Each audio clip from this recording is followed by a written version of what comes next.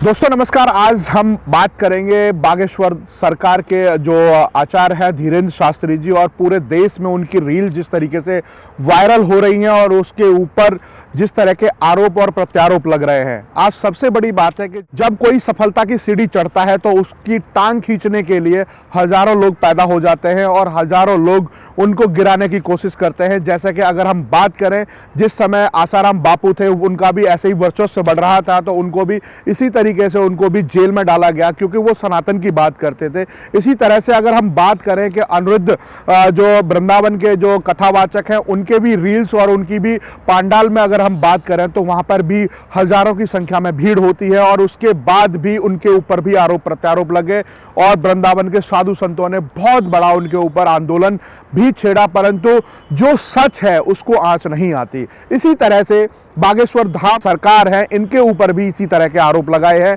ये है अंधश्रद्धा निर्मूलन समिति, संस्थापक हैं ये जो श्याम मानव हैं। इन्होंने कहा है कि नागपुर में ये कथा करने के लिए आए थे, 9 दिन की कथा थी और ये 7 दिन में कथा को समाप्त करके भागे क्योंकि हमने इनके ऊपर केस किया था और इनकी गिरफ्तारी करने तक की मांग की थी।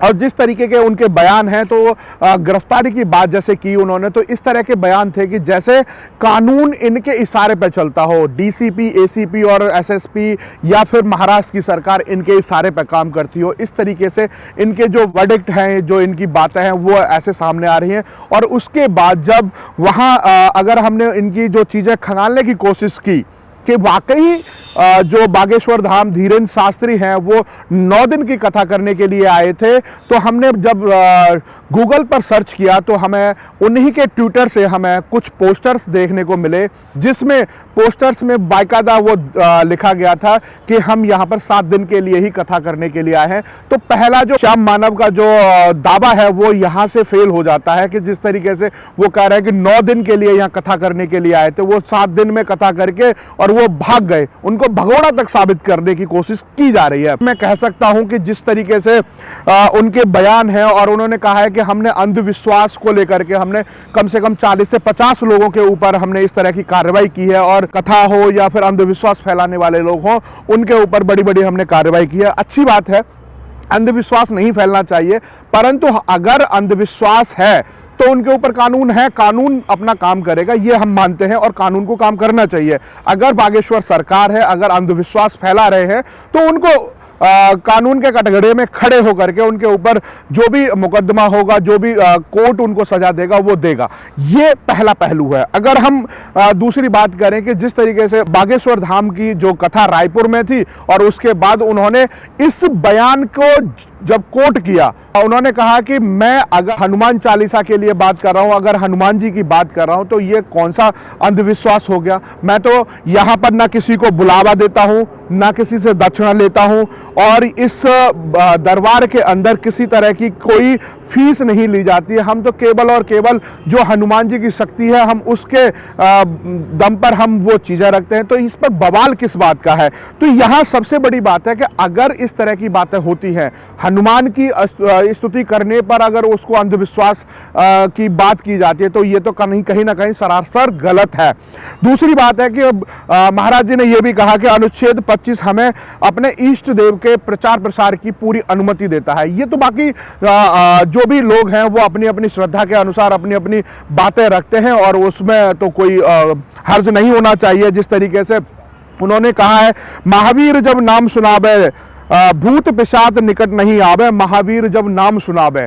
तो इस तरह की जब बातें वहां होती हैं तो ये इससे जो श्याम मानव है इनको इससे समस्या क्या हुई, ये सबसे बड़ी बात है। क्योंकि ये हो सकता है कि एक जो सफलता की सीढ़ी बागेश्वर सरकार ने और पूरे विश्व में जिस तरीके से उनका प्रचार प्रसार हो रहा है, तो ये हो सकता है कि छोटी लोकप्रियता के लिए इनके ऊपर केस किया जाए, इनको चुनौती दी जाए, 30 लाख रुपए हम इनको देंगे और उसके बाद जो हम 10 लोग खड़े करेंगे उनके नाम हम पहले से लिफाफे में रख देंगे। इस तरह का श्याम मानव ने कहा, और उसके बाद इनको नाम बताएं, फिर उनकी जो समस्या है उनको बताएं, तो वो चुनौती दी और हम 30 लाख रुपए देंगे। भाई साहब, एक बात तो ये सुन लेनी चाहिए और समझ भी लेनी चाहिए उन लोगों को कि जो 30 लाख हैं वो किसी अच्छे कार्य में लगाएं, ना कि उस महाराज को दें। महाराज 1.5 करोड़ रुपए में एक कथा करते हैं, जिसकी कथा की कॉस्ट पूरी 1.5 करोड़ रुपए होती है।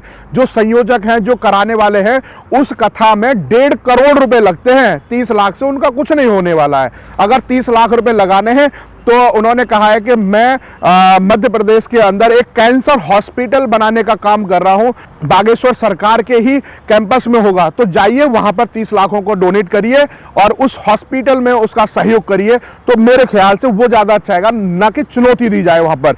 ये समाज के हित में और समाज के लिए अच्छा भी हो सकता है। सबसे बड़ी बात है कि जिस तरीके से उन्होंने कहा है कि अगर मैं हनुमान जी की पूजा करता हूं, हनुमान पर बात करता हूं, हनुमान चालीसा की बात करता हूं, और मैंने तो कभी चमत्कार की बात ही नहीं की। मुझे जो शक्ति मिली है, मैं हनुमान जी की शक्तियों की बात करता हूं।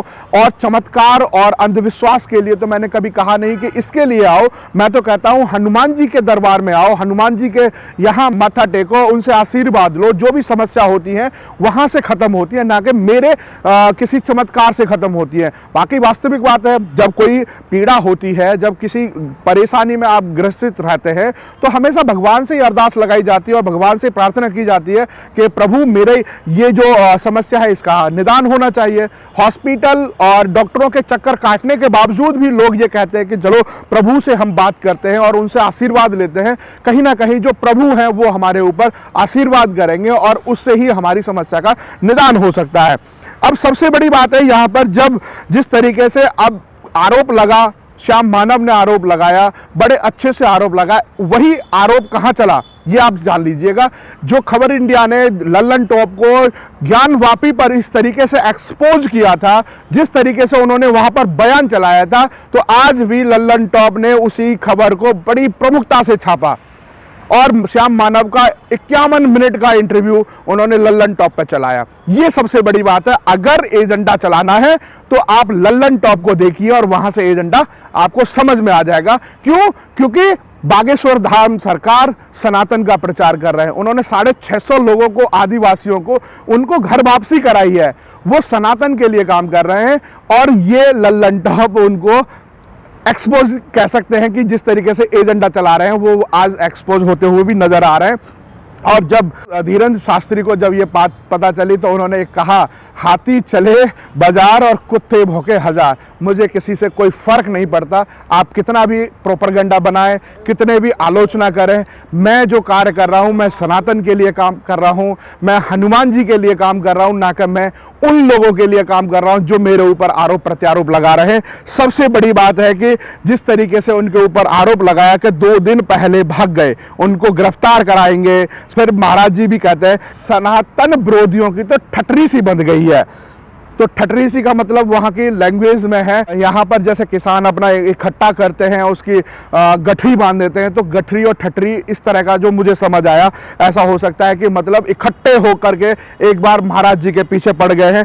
तो ये सबसे बड़ी बात है। अगर महाराष्ट्र के अंदर जादू टोना का कानून है तो कानून के हिसाब से काम होना चाहिए और वहाँ पर यह भी समझ में आना चाहिए कि वाकई कानून का उल्लंघन हो रहा है या वाकई इनके पीछे अगर सनातन का प्रचार इसने जोरों शोरों से ये धीरेन्द्र शास्त्री कर रहे हैं, इसकी वजह से इनके पीछे पड़े हुए हैं। मैं YouTube पे गया तो इतने लोग उनकी आलोचना करने के लिए लग गए जिसकी कोई सीमा नहीं। जो इस धर्म से ताल्लुकात नहीं रखते, ऐसे ऐसे लोग उनको ज्ञान दे रहे हैं। हिंदू मुस्लिम का बहुत बड़ा एक ज्ञान देने के लिए वहाँ पर खड़े हो गए, जो हनुमान जी की परिभाषा तक नहीं जानते, हनुमान जी को अच्छे से जानते नहीं, कभी हनुमान जी के मंदिर नहीं गए। ऐसे लोग आज सनातन धर्म पर ज्ञान दे रहे हैं। किसकी वजह से? श्याम मानव जी की वजह से।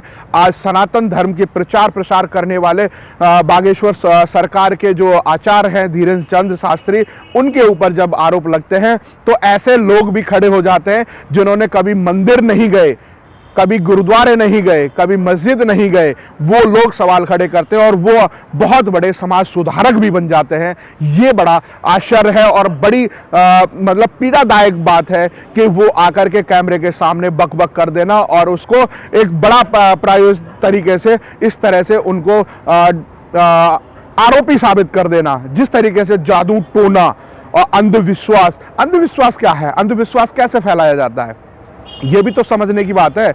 अंधविश्वास तब फैलाया जाता है जब किसी भेड़ चाल में अंधविश्वास किसी ने कह दिया कि भाई यहाँ पर तो ये चमत्कार होता है, तब होता है अंधविश्वास। वहां तो साफ साफ कहते हैं कि हम तो हनुमान जी के भक्त हैं, आइए हनुमान जी का आशीर्वाद लीजिए। और वो जो फेस रीडिंग हो सकती है या उनके पास वो जो हनुमान जी की शक्ति है जिससे नाम और उनके समस्या का पता चल जाता है, वहां पर वो जो 2 दिन का दरबार लगता है उसमें वो बताते हैं। और हालांकि जो सामने बैठा हुआ व्यक्ति वो इन चीज़ों को एक्सेप्ट भी करता है कि मेरा नाम भी यही है, मैं ये भी हूँ। और भी दरबार लगा रहे हैं, उनके ऊपर भी तो लगाइए ना भाई आरोप, अगर लगाना है तो।